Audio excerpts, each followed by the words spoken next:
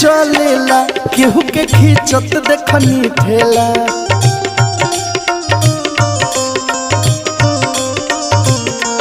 केहू लेला केहू देला केहू गुरु केहू चेला।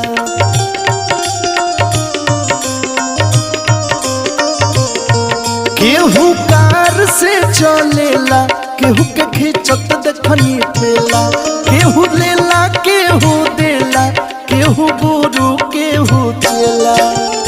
भिखारी भैया साधु संत महात्मा केहू,